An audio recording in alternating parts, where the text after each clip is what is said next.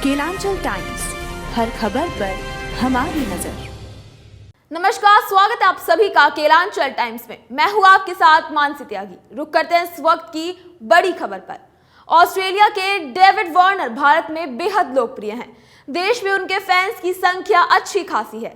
एक दशक से अधिक समय से इंडियन प्रीमियर लीग में शिरकत कर रहे वार्नर भारतीय माहौल में कदर रच चुके हैं कि कई बार उन्हें किसी भारतीय फिल्म के सॉन्ग की धुन पर डांस करते हुए देखा जाता है, तो कई बार वे किसी भारतीय एक्टर को कॉपी करते हुए सोशल मीडिया पर दिखाई दे जाते हैं। 37 वर्ष के हो चुके वार्नर ने पाकिस्तान के खिलाफ टेस्ट सीरीज के बाद 5 दिन के क्रिकेट को अलविदा कहने का ऐलान किया है कि वनडे और टी20 में खेलना वे जारी रखने के मूड में हैं। उनके बल्ले की धमक अभी भी बाकी है। इसकी झलक वे वर्ल्ड कप 2023 में जोरदार बल्लेबाजी के जरिए दे चुके हैं। इस टूर्नामेंट के 11 मैचों में वार्नर ने 48.63 के औसत से 535 रन बनाए थे, जिसमें 2 शतक और इतने ही अर्धशतक शामिल थे। इस दौरान 163 रन बाएं हाथ के इस बैटर का सर्वोच्च स्कोर रहा था। वार्नर ने हाल ही में सोशल मीडिया साइट एक्स पर फैंस के सवालों के रोचक अंदाज में जवाब दिए। इस दौरान एक फैन ने पूछा, डेविड वार्नर सर, क्या आप 2027 के वर्ल्ड कप में भी खेलेंगे? मैं आपको उस वर्ल्ड कप में भी देखना चाहता हूं। इस सवाल के जवाब में इस ऑस्ट्रेलियन क्रिकेटर ने लिखा, 2031 संभवतः मजाकिया लहजे में उन्होंने वर्ल्ड कप 2031 में खेलने की बात लिखी थी। इस सवाल पर राज यादव नाम के फैन ने लिखा, उम्मीद है कि विराट कोहली भी 2031 के वर्ल्ड कप तक खेलेंगे। तो वार्नर ने जवाब दिया, वह कोहली ऐसा क्यों नहीं कर सकते? वे बहुत फिट हैं और खेल से बहुत प्यार करते हैं। इस सेशन के दौरान सामित सरकार नाम के एक फैन ने लिखा, सर, छोटी उम्र से ही मैंने आपकी बैटिंग स्टाइल को फॉलो किया है। आप मेरे अब तक के सबसे महान बाएं हाथ के बल्लेबाज हैं। तारीफ पर वार्नर ने इस फैन को धन्यवाद दिया और कहा कि गेंद को देखकर बॉल को हिट करते रहें, तकनीक ही सब कुछ नहीं होती है। सीमा सुरक्षा बल बीएसएफ के 59वें स्थापना दिवस के अवसर पर केंद्रीय गृह मंत्री अमित शाह ने शुक्रवार को देश के विकास में सीमा सुरक्षा की महत्वपूर्ण भूमिका पर जोर दिया और कहा, एक देश तब तक सुरक्षित नहीं हो सकता जब तक उसकी सीमाएं सुरक्षित नहीं है। मोदी सरकार ने 10 साल के अंदर सीमा सुरक्षा बल के लिए कई काम किए हैं। जब जब बीजेपी की सरकार सत्ता में आई है, तब तब हमने सीमा सुरक्षा पर खास ध्यान दिया है। गृह मंत्री अमित शाह ने जवानों को संबोधित करते हुए कहा, देश की समस्या के 3 हॉटस्पॉट कश्मीर, आतंकवाद, नक्सल समस्या और पूर्वोत्तर समस्या, तीनों पर मोदी सरकार ने काबू करने का काम किया है। हम कगार पर हैं कि देश वामपंथी उग्रवाद से मुक्त हो जाएगा। मैंने इसके लिए समीक्षा बैठक की है और मैं उसी आधार पर कह रहा हूं। अमित शाह ने कहा, सीआरपीएफ, बीएसएफ, आईटीबीपी वामपंथ पर अंतिम प्रहार की तैयारी में है। बीएसएफ ने एंटी ड्रोन तकनीक का बेहतर प्रयोग किया है। सीमा पार 90 से ज्यादा ड्रोन मारे गिराए हैं। बीएसएफ की ड्रोन फॉरेंसिक लैब भी बेहतर काम कर रही है। हमारी सरकार जब जब आई, उसने सीमा सुरक्षा पर खास ध्यान दिया है। मोदी जी के नेतृत्व में सुरक्षा, विकास और लोकतांत्रिक व्यवस्था तीनों एक साथ चलती हैं। सीमा के इलाकों में अच्छी कनेक्टिविटी है। 9 सालों में 500 से ज्यादा किलोमीटर सीमा पर बाड़ लगाए गए हैं। 1100 किलोमीटर इलाके में फ्लड लाइट और अन्य कई विकास कार्य हुए हैं। उन्होंने कहा कि नारकोटिक्स युवा पीढ़ी को खोखला करता है और देश को नाज है कि बीएसएफ ने उसके खिलाफ कड़ी से कड़ी कार्रवाई की है। बीएसएफ यानी कि सीमा सुरक्षा बल के जवानों ने दुर्गम परिस्थितियों में देश की सुरक्षा को सुनिश्चित किया है। अमित शाह ने आगे कहा, बीएसएफ पाकिस्तान और बांग्लादेश सीमा की दुर्गम इलाकों की सुरक्षा करता है। बीएसएफ हमेशा मुस्तैद रहे और शांति के लिए कार्य करे। आपके काम का संयुक्त राष्ट्र ने भी जिक्र किया है। जिस देश की सीमा सुरक्षित नहीं होगी, वो देश कभी विकसित नहीं होगा। मोदी जी के कार्यकाल में बीएसएफ ने यह सुनिश्चित किया है। उत्तरकाशी की दुर्घटनाग्रस्त टनल से सभी 41 श्रमिकों को सही सलामत निकाल लिया गया था। इस अभियान में सफल बनाने में रेड माइनर्स की बहुत बड़ी भूमिका थी। जब सभी मशीनें फेल हो गई थी, तब इन्हीं लोगों ने हाथ से खुदाई की थी और रेस्क्यू पाइप को मजदूरों तक पहुंचाया था। इस अभियान के बाद चारों तरफ इन रेड माइनर्स की तारीफ हो रही है। तो वहीं उत्तराखंड कांग्रेस ने भी इनके लिए एक बड़ा फैसला ले लिया है। अब उत्तराखंड कांग्रेस ने बड़ा फैसला किया है कि सभी विधायक रेड हॉल माइनर्स को अपने 1 महीने का वेतन देंगे। बता दें कि इन रेड माइनर्स को दिल्ली से बुलवाया गया था। इनकी 12 लोगों की टीम ने 16 दिन से चल रहे रेस्क्यू ऑपरेशन को अंजाम तक पहुंचाया। मशीनें टूटती रहीं, लेकिन इनका हौसला बरकरार रहा। सुरंग में पसरे मलबे और लोहे के अवरोधों को चीरकर जब रेड माइनर्स श्रमिकों तक पहुंचे, तो उनकी आस को मानो सांस मिल गई। जब रेड माइनर्स एस्केप टनल से दाखिल हुए तो उन्हें देख श्रमिकों में खुशी की लहर दौड़ गई थी। रेड माइनर्स की टीम रॉकवेल की टीम लीडर ने रात 11 बजे टीम को तैयार किया था। टीम लीडर वकील हसन ने काफी मेहनत की। रेड माइनर्स टीम के सदस्य नासिर और मोनू ने कहा कि उन्हें 25 नवंबर की रात 11 बजे वकील हसन का फोन आया था। वकील हसन समेत सभी 12 सदस्य रात में ही दिल्ली से रवाना हुए और 26 नवंबर की दोपहर बाद सिलक्यारा पहुंच गए। टीम लीडर वकील हसन ने बताया कि सभी को लगता है कि इस रेस्क्यू ऑपरेशन में उन्हें काफी पैसा मिलेगा, लेकिन पैसा नहीं भी मिला तो कोई दुख नहीं है। खुशी है कि 41 श्रमिकों को बचाने में उन्होंने भूमिका निभाई है। सिलक्यारा सुरंग हादसे के बाद बचाव कर्मियों को पूरे देश की नहीं दुनिया में प्रशंसा हो रही है।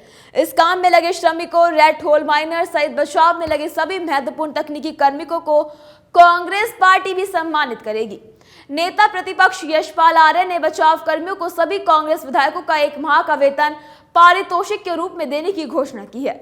यशपाल आर्य ने कहा कि सरकार की ओर से रेड होल माइनर्स को दिया गया 50-50 हजार का पारितोषिक बहुत कम है। सरकार को इसे बढ़ाने के साथ इन कर्मवीर रेड होल माइनर्स के लिए अन्य सुविधाओं की घोषणा भी करनी चाहिए। मुस्लिम देशों में लगातार भारत की धाक बढ़ रही है। संयुक्त अरब अमीरात से लेकर सऊदी अरब, मिस्र, जॉर्डन और इराक जैसे देश पीएम मोदी से दोस्ती के कायल हो चुके हैं। एक अन्य मुस्लिम देश बहरीन भी भारत से दोस्ती का दीवाना हो गया है। बहरीन ऐसा मुस्लिम देश है जो संयुक्त राष्ट्र सुरक्षा परिषद में भारत की स्थायी सदस्यता का प्रबल समर्थक है। दुबई में चल रहे जलवायु परिवर्तन कार्रवाई शिखर सम्मेलन में बहरीन के राष्ट्रपति ने पीएम मोदी को देखा तो गले मिलने से खुद को नहीं रोक सके। पीएम मोदी ने भी बहरीन के राष्ट्रपति राजा हमद बिन ईसा अल खलीफा से गर्मजोशी से मुलाकात की। इसी के बाद दोनों नेताओं के मध्य द्विपक्षीय वार्ता भी हुई। बहरीन के महामहिम राजा हमद बिन ईसा अल खलीफा के साथ मुलाकात के बाद पीएम मोदी ने एक्स पर इन लम्हों की तस्वीरों को शेयर किया है। पीएम मोदी ने लिखा कि राष्ट्रपति राजा हमद ईसा अल खलीफा के साथ सार्थक बातचीत हुई। यह द्विपक्षीय वार्ता भारत बहरीन के साथ मजबूत और स्थायी संबंधों को बहुत महत्व देती है। पीएम मोदी के उद्गार के स्पष्ट है कि भारत और बहरीन के बीच गहरी दोस्ती, साझा मूल्य और सामान्य लक्ष्यों का प्रमाण है, जो दोनों देशों के लिए सहयोग, समृद्धि और उज्जवल भविष्य को बढ़ावा देती है। दोनों देश मिलकर एक दूसरे के सहयोग से अपनी आर्थिक, वैश्विक और अन्य परिस्थितियों को मजबूत बना सकते हैं। भारत की कूटनीति और मुस्लिम देशों में लगातार बढ़ती पकड़ से पड़ोसी पाकिस्तान और दुश्मन चीन हैरान और परेशान है। पाकिस्तान का मित्र होने के बावजूद तुर्की भी कई मौके पर भारत की तारीफ कर चुका है। तुर्की भी संयुक्त राष्ट्र में भारत की स्थायी सदस्यता का समर्थन करता है। तुर्की में इसी वर्ष आए विनाशकारी भूकंप में सबसे पहले मदद पहुंचाने वाला भारत दुनिया का पहला देश था। लिहाजा तुर्की का झुकाव भी पीएम मोदी की ओर होने लगा है। अन्य मुस्लिम देश भी भारत को अपने लीडर के तौर पर देखते हैं। ऐसे में भारत की धाक और पीएम मोदी की साख दोनों ही बढ़ती हुई नजर आ रही है। पटना उच्च न्यायालय ने शुक्रवार को बिहार सरकार से अनुसूचित जाति एससी, अनुसूचित जनजाति एसटी, अन्य पिछड़ा वर्ग ओबीसी और अत्यंत पिछड़ा वर्ग ईबीसी के लिए आरक्षण में हालिया बढ़ोतरी को चुनौती देने वाली याचिकाओं पर अपना जवाब दाखिल करने को कहा है। मुख्य न्यायाधीश के विनोद चंद्रन की अध्यक्षता वाली खंडपीठ ने राज्य सरकार से 4 सप्ताह के भीतर अपनी जवाबी हलफनामा दाखिल करने को कह दिया है। राज्य सरकार का प्रतिनिधित्व प्रदेश के महाधिवक्ता पीके शाही ने किया। इस मामले में शाही की सहायता कर रहे वकील विकास कुमार ने बताया कि अदालत द्वारा इस संबंध में दायर की गई सभी जनहित याचिकाओं की सुनवाई अब एक साथ की जाएगी और सरकार से 4 सप्ताह के भीतर जवाबी हल्फनामा दाखिल करने को कहा गया है। याचिकाकर्ताओं ने तर्क दिया है कि पिछले महीने बिहार विधानसभा द्वारा पारित कानून में आर्थिक रूप से कमजोर वर्गों के लिए 10% आरक्षण के अलावा सरकारी नौकरियों और शैक्षणिक संस्थानों में आरक्षण बढ़ाकर 65% कर दिया गया है, जो असंवैधानिक है। याचिकाकर्ताओं ने यह तर्क भी दिया है कि प्रसिद्ध इंदिरा सहानी मामले में उच्चतम न्यायालय के फैसले ने कुल आरक्षण सीमा को 50% तक सीमित कर दिया था, जिसे केवल अत्यंत असाधारण मामलों में बदला जा सकता था। याचिकाकर्ताओं ने आरोप लगाया है कि राज्य की नीतीश कुमार सरकार ने हाल के जातिगत सर्वेक्षण का हवाला देते हुए सिर्फ पिछड़े वर्ग की आबादी में वृद्धि के आधार पर यह कदम उठाया है, जिसमें ओबीसी और ईबीसी की संयुक्त आबादी 63.13% बताई गई है। याचिकाकर्ताओं का यह भी तर्क है कि सर्वेक्षण के आंकड़े राजनीति से प्रेरित लग रहे हैं, क्योंकि आंकड़े गलत होने की अफवाहें हैं।